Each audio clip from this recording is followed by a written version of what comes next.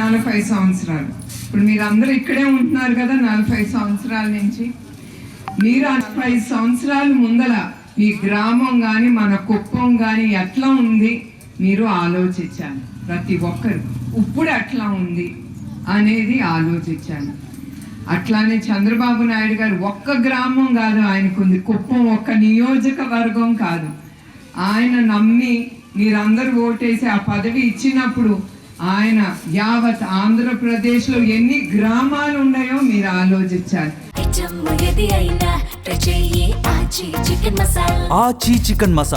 అట్లా ప్రతి ఒక్క గ్రామానికి నియోజకవర్గానికి ఏది అవసరమో అది ఆలోచించి ఆయన ముందుకి తీసుకెళ్తున్నారు.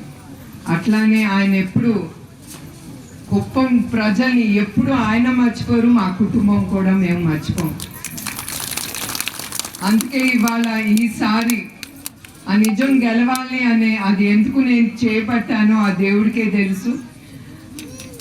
ఆ ఏనాడు నేను బయటికి రాని మహిళని అట్లా నేను ఆ గ్రామాల్లో తిరిగేటప్పుడు ఆ స్ఫూర్తి మీ నుంచే నాకు వచ్చింది, ప్రజల నుంచి. అది కూడా మన కుప్పం నియోజకవర్గానికి నేను అడుగుపెట్టినప్పుడు ఇన్ని రోజులు నేను రాలేదే అంటే నేను ఎప్పుడూ అడగలేదు. నిజం చెప్పాలంటే చంద్రబాబు నాయుడు గారి గురించి రాజకీయాలు కానీ కుప్పం గురించి ఏనాడు ఆయనతో నేను మాట్లాడలేదు.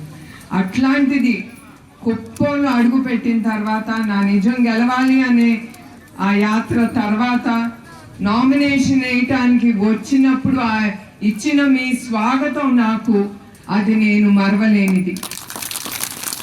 అట్లానే నాకు అనిపించింది నా నాయకుడికి ఆ ఓటేసి గెలిపించినందుకు నేను తిరిగి ఏదో ఒకటి కొంచెమైనా నా ప్రజలకి తిరిగి ఇవ్వాలని ఇట్లా నేను వస్తున్నాను.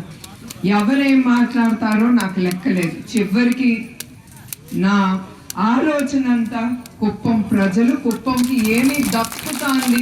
సో మా ఇంట్లో 2 పార్టీలు, ఒకటి కుప్పం పార్టీ నేను ఒక్కదాన్ని. మంగళగిరి 3 ఉన్నారు మా ఇంట్లో, ఒకటి లోకేష్, బ్రహ్మణి, దేవాంశ్. వాళ్ళు ఎంత ఉన్నా కూడా నేను ధైర్యంగా ఆ ఫ్యామిలీలో నుంచుని మా కుప్పంకి ఏం తీసుకొస్తారని గట్టిగా పట్టుబట్టని ఈసారి అవుతాయి. మీరు తీసుకురావాల్సిందే ఏదన్నా మన కుప్పంకి ఒక 4 పెద్ద ఇండస్ట్రీలు తప్పకుండా తీసుకురావాలి. మన ప్రజలకి ఏదో ఒకటి తిరిగి మనం ఇచ్చేయాలి. మనం ఎప్పుడు ఉంటామో పోతామో అది వేరే విషయం. మన పేరు మిగిలిపోవాలి ఇక్కడ. ఎందుకంటే ఎవరో శాశ్వతం కాదు. ఇక్కడ మనం చేసే మంచి పనే శాశ్వతం. రేపు ఆయన చేసే మంచి పని మిగిలిపోతుంది. ఆచి చికెన్ మసాలా.